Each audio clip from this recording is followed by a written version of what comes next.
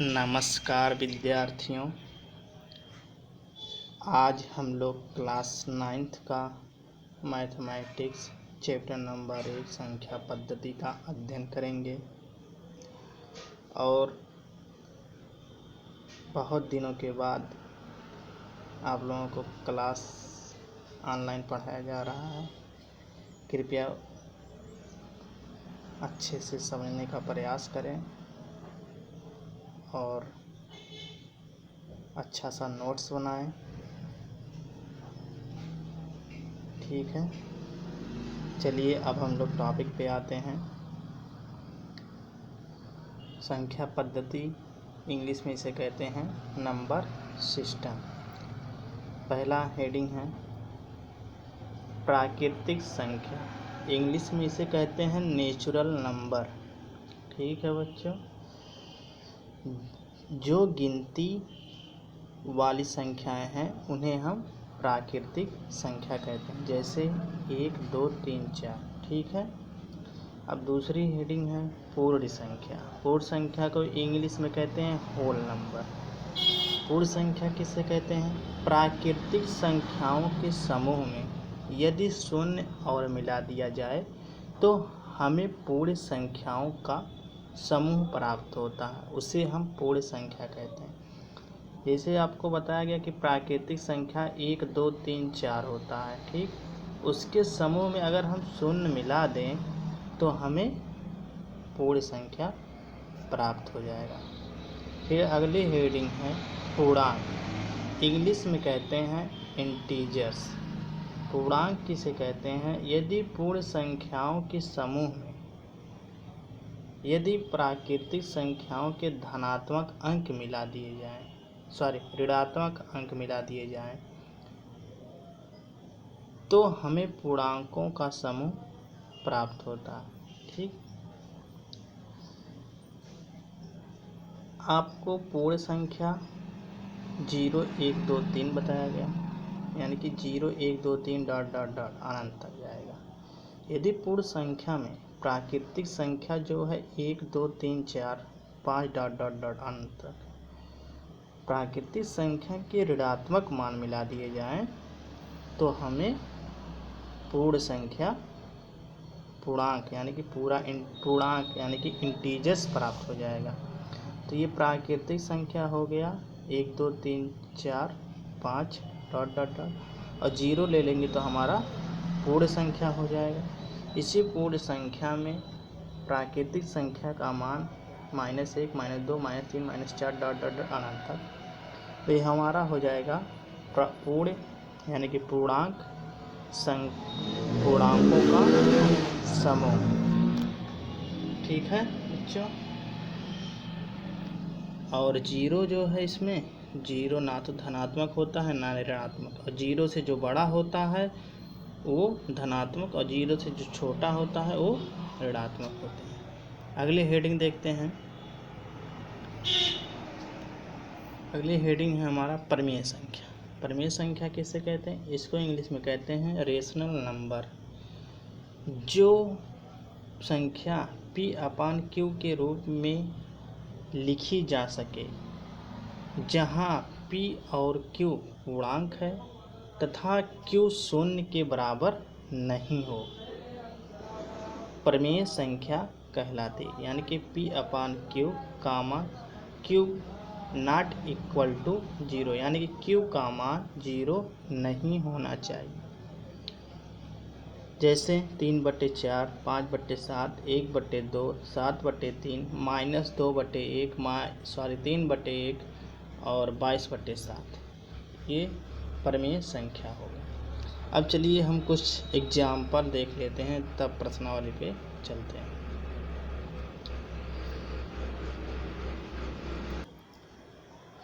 पहला एग्जाम्पल है, नीचे दिए गए कथन सत्य हैं या असत्य, कारण के साथ अपने उत्तर दीजिए। ठीक है, पहला क्वेश्चन है, प्रत्येक पूर्ण संख्या एक प्राकृतिक संख्या होती है?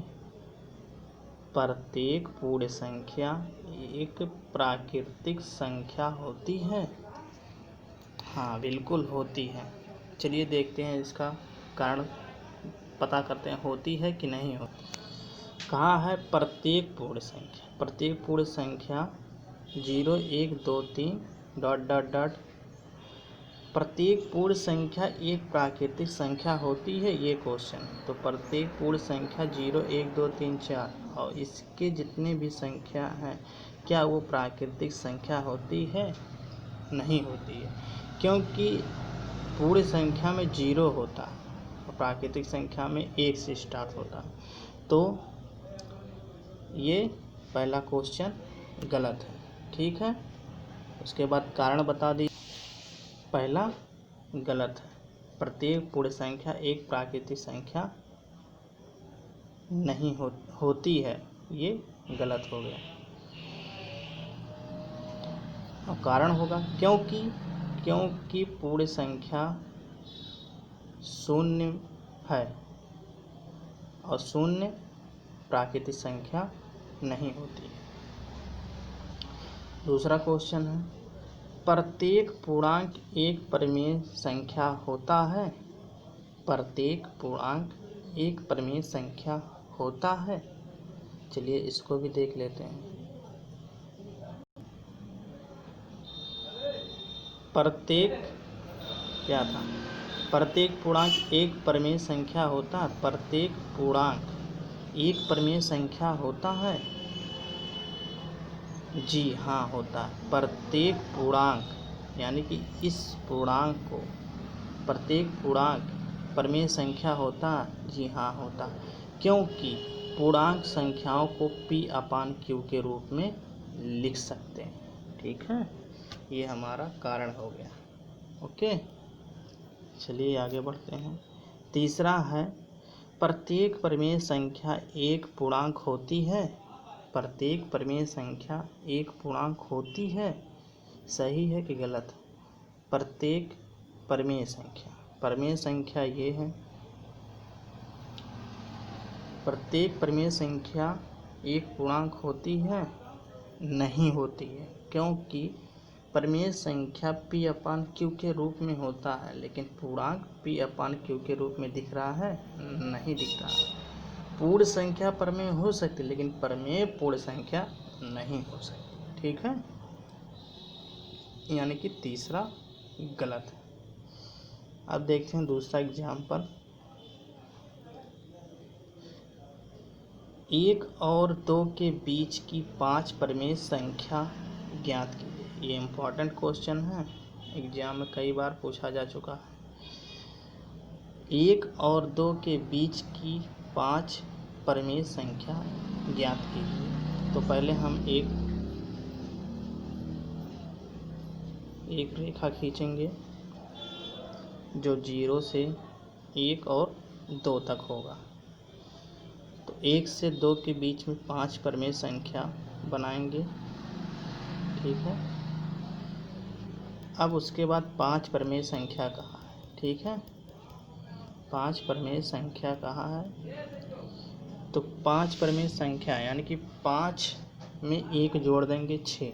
ठीक है, अब 1 और 2 में 6 से ऊपर नीचे गुणा भाग कराएंगे। 1 यानी कि 1 गुणे 6/6 तो बराबर 6/6। ठीक है, फिर 2 में ऊपर नीचे गुणा कराएंगे, भाग कराएंगे, तो 6 दूनी 12/6। ठीक, 6/6 12/6। तो आपको इसी के क्रम में बढ़ना है। तो 6/6 हो गया, यानी कि 1, तो 7/6 8/6 9/6 10/6 11/6। ये हमारे 5 परिमेय संख्या। अगर आपको ऐसे नहीं समझ में आ रहा है तो आप ऐसे भी देख लीजिए। 0 है, 0 को क्या लिखेंगे? 1 0/6/6 तो 0 हुआ। तो 1/6 होगा, आगे 2/6 होगा, 3/6 होगा, 4/6 5/6 6/6 7/6 8/6। ऐसे हम क्रम में बढ़ते हैं। तो 1 और 2 के बीच की 5 परिमेय संख्या 7/6 8/6 9/6 10/6 11/6। ये हमारा आंसर हुआ। जितनी परिमेय संख्या पूछी गई उसमें एक जोड़ देते हैं, ठीक, और उसके बाद उसी संख्या से गुणा भाग करा देते हैं और आगे सीरियल तक चलते हैं। ठीक है, समझ में आ गया होगा। आगे चलते हैं। अब प्रश्नावली हमारी आ गई है। अब प्रश्नावली पहला क्वेश्चन है, 1 0, क्या 0 एक परिमेय संख्या है? क्या इसे आप P/Q के रूप में लिख सकते हैं, जहाँ P/Q पूर्णांक है और Q बराबर 0 ना हो? तो 0, हाँ, 0 एक परिमेय संख्या है, क्योंकि हम 0 को P/Q के रूप में यानी कि 0/1 लिख सकते हैं। ठीक है,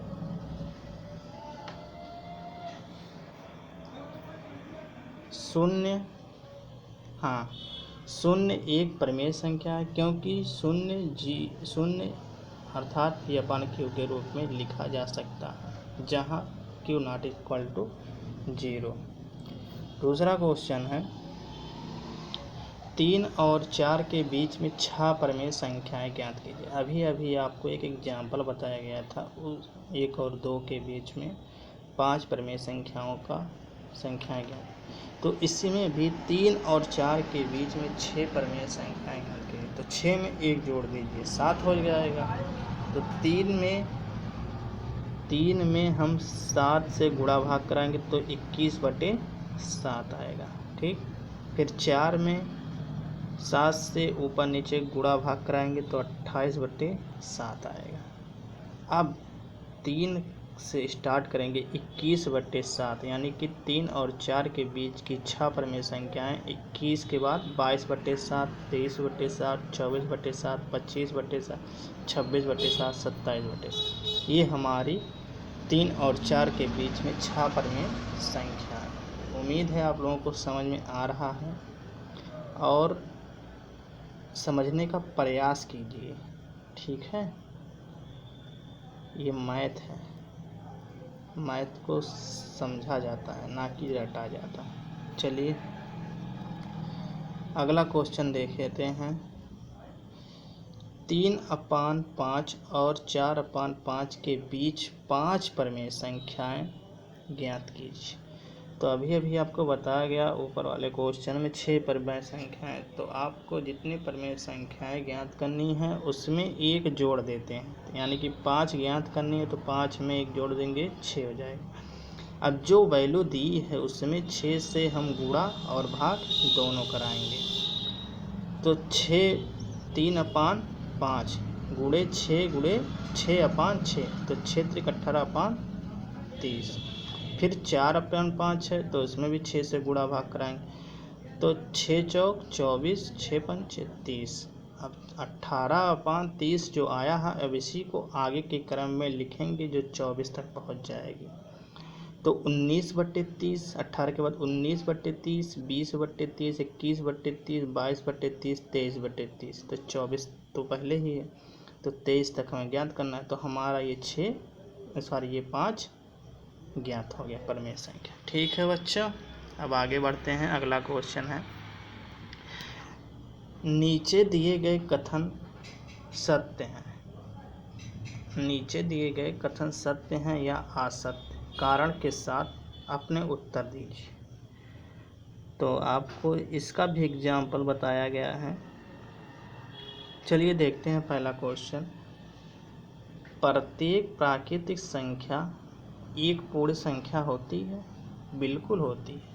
प्राकृतिक संख्या क्या होती है? 1 2 3 4 5 ... पूर्ण संख्या क्या होती है? इसी के आगे 0 लगा देते तो पूर्ण संख्या हो जाती है। तो प्राकृतिक संख्या सभी, यानी कि प्रत्येक प्राकृतिक संख्या पूर्ण संख्या तो होती है ना, सही होगा, सही है। तो हम ऐसे लिखेंगे सत्य है, क्योंकि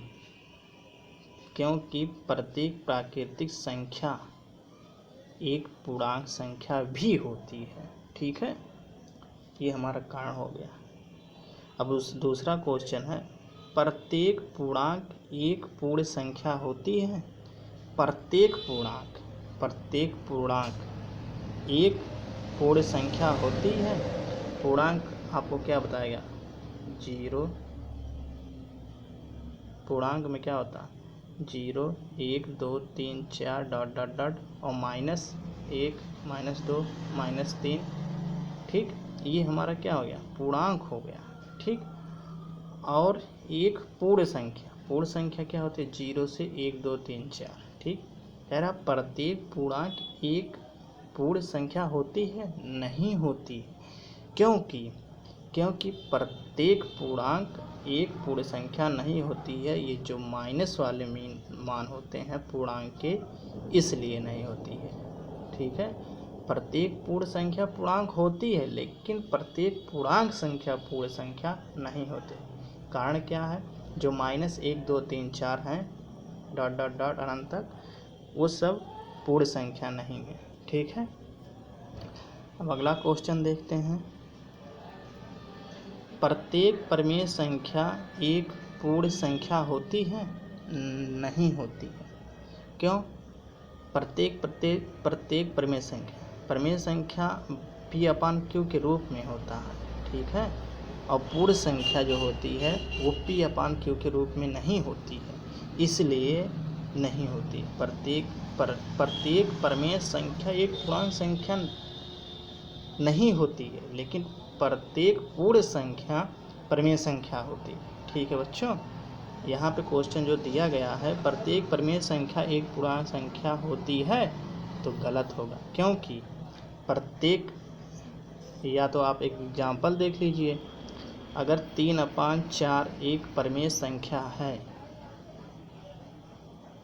और ये P/Q के रूप में है, तो ये पूर्ण संख्या नहीं है।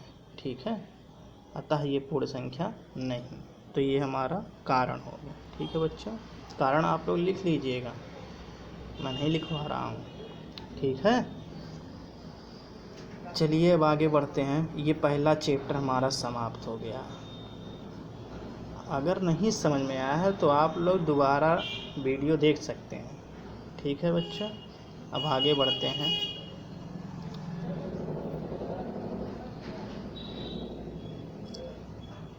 अगली हेडिंग है हमारी अपरिमेय संख्या, जिसे इंग्लिश में कहते हैं रेशनल नंबर। अपरिमेय संख्या जिसे इंग्लिश में कहते हैं रेशनल नंबर। जो संख्याएं P/Q के रूप में ना लिखी जा सके उसे हम अपरिमेय संख्या कहते हैं। यानी कि Q का मान जो होता है ≠0 तथा P/Q एक पूर्णांक ना लिखी जा सके, जैसे √2, √3, पाई भी एक अपरिमेय संख्या। और वास्तविक संख्या किसे कहते हैं? जिसे इंग्लिश में कहते हैं रियल नंबर। परिमेय संख्या तथा अपरिमेय संख्याओं के समूह को वास्तविक संख्या कहते हैं। ठीक, और परिमेय संख्या आपको बताया गया, जो P/Q के रूप में लिखा जाए उसे हम परिमेय संख्या। तो परिमेय संख्या और अपरिमेय संख्या के समूह को वास्तविक संख्या कहते हैं। लेकिन जो सभी वास्तविक संख्याएं परिमेय संख्या होती हैं लेकिन अपरिमेय नहीं होती। सभी वास्तविक संख्या अपरिमेय होती हैं लेकिन परिमेय नहीं होती। ये समझने वाली पॉइंट। ठीक है बच्चों, अगर सभी वास्तविक संख्या अगर परिमेय है तो अपरिमेय नहीं होगा। अगर सभी वास्तविक संख्या अपरिमेय है तो परिमेय नहीं होगा। ठीक है, ये समझना, ये क्वेश्चन मिलेगा आपको आगे। चलिए आगे देखते हैं, इसका एग्जाम्पल कुछ देख लेते हैं। पहला एग्जाम्पल है, संख्या रेखा पर √2 का स्थान निर्धारित कीजिए। पहले हम एक लाइन खींचेंगे जो हमारा -1, 0, 1, 2, 3, 4 तक लिख लेते हैं। उसके बाद हमें पता है √2 का वैल्यू होता है 1.414। ठीक है, अब हम 0 को O मान लें और ये दोनों हम के बीच हमारा एक इकाई है, इसको 1 मान लेते हैं, 1 इकाई है, और इसको ए माने हैं 1 पे, और ऊपर हम एक समकोण यानी कि 90 डिग्री का हम एक लाइन खींचते हैं जो हमारा ए बी 1 इकाई होगा, और इन दोनों को इस तरह मिला देंगे। ठीक, अब ये भी हमारा एक है, ए भी एक है, ए भी एक। अब पाइथागोरस प्रमेय से हम समकोण त्रिभुज, आपको पता है पाइथागोरस प्रमेय कक्षा 8 में पढ़ाया गया। तो त्रिभुज ओ ए बी में, त्रिभुज ओ ए बी, तो ओ आपको पता है कर्ण स्क्वायर बराबर होता है लंब स्क्वायर प्लस आधार स्क्वायर। तो आधार ये हो गया, लंब ये हो गया, कर्ण ये हो गया। ठीक, तो हमारा ओ बी बराबर यानी कि कर्ण बराबर हो जाएगा अंडर रूट में लंब स्क्वायर प्लस आधार स्क्वायर। आधार 1 है, लंब भी 1, तो 1 का स्क्वायर प्लस 1 का स्क्वायर बराबर अंडर रूट 2, यानी कि इसका मान 2 हो गया। अब उसके बाद प्रकार की सहायता से 0 को केंद्र मानकर हम बी पे चाप लगाएंगे, उसके बाद हम ऐसे मिला देंगे, जहाँ पे मिलेगा वही हमारा अंडर रूट 2 होगा। ठीक है बच्चों, अब रचना भी करना पड़ेगा। ठीक है, आगे देखते हैं। रचना है ओ ए बराबर ओ बी, ओ ए बराबर है ए बी यानी कि इकाई 1। इस प्रकार लिया कि ओ ए लंब है किस पे, लंब ओ बी, ओ ए लंब है ओ बी। ठीक, त्रिभुज ए ओ ए बी में। ठीक, आगे देखते हैं। एक प्रकार की सहायता से ओ को केंद्र मानकर ओ बी को त्रिज्या मानकर एक चाप खींचा जो संख्या रेखा को बिंदु पी पर काटती है और अंडर रूट 2 को निर्धारित करती है। ठीक है बच्चों, आगे बढ़ते हैं। अगला एग्जाम्पल है वास्तविक संख्या रेखा पर अंडर रूट 3 का स्थान निर्धारित कीजिए। ठीक, इसी जैसे आपका पहला एग्जाम्पल बना था वैसे दूसरा भी है, इसमें अंडर रूट 3 पूछ लिया है। तो इसी प्रकार वही प्रक्रिया करेंगे, -1 लाइन खींचेंगे, -1 0 1 2 तक। ठीक, अब 0 से 1 तक हम इकाई 1 मानेंगे, और इकाई 1 यानी कि 1 पे ए मानेंगे, यानी कि ओ ए बी एक 90 डिग्री का लाइन खींचा गया है, ए भी एक इकाई का, इतना हमें पता है कि अंडर रूट 2 तक। फिर बी पे एक 90 डिग्री का कोण बनाएंगे, इस पे चांदे की सहायता से। ठीक, यहाँ से 90 डिग्री का कोण बनाएंगे। फिर उसके बाद 0 और यहाँ पे इसको भी इकाई 1 मान के चाप लगा देंगे, उसके बाद ओ और सी को मिला देंगे।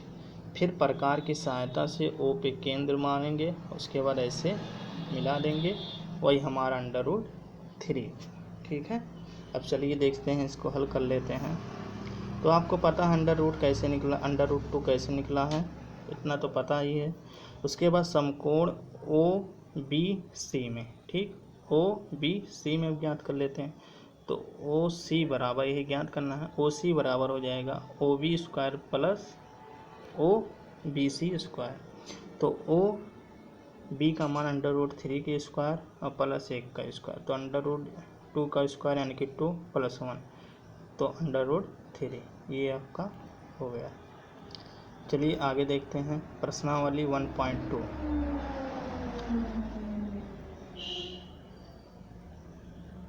नीचे दिए गए कथन सत्य हैं या असत्य हैं, कारण के साथ अपने उत्तर दीजिए।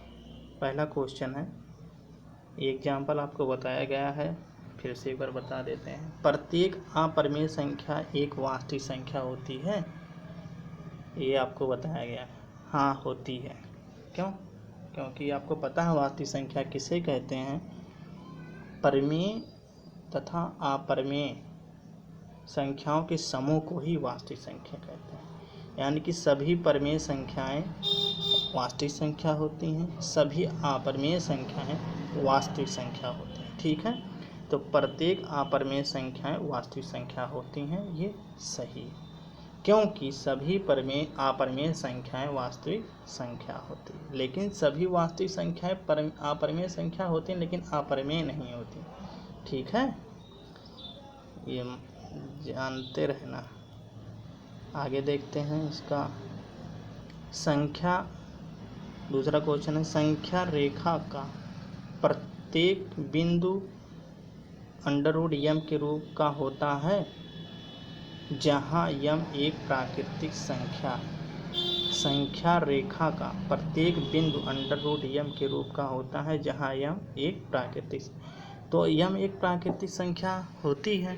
इसका सलूशन देख लेते हैं, सॉल्व कर लेते हैं इसको।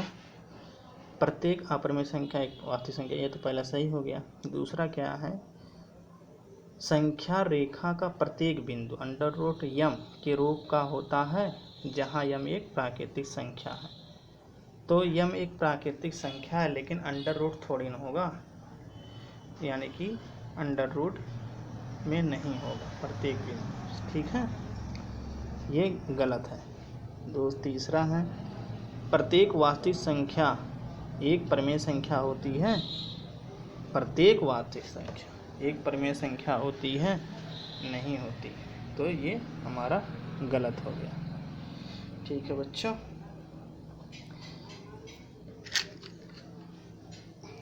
क्योंकि इसमें अपरिमेय भी होते हैं ना, तो इसीलिए नहीं होता।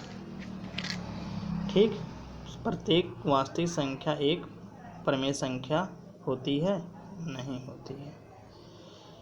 क्या सभी धनात्मक पूर्णांकों के वर्गमूल, दूसरा क्वेश्चन, क्या सभी धनात्मक पूर्णांकों के वर्गमूल अपरिमेय होते हैं? यदि नहीं तो एक ऐसी संख्या के वर्गमूल का उदाहरण दीजिए जो एक परिमेय संख्या नहीं होती है।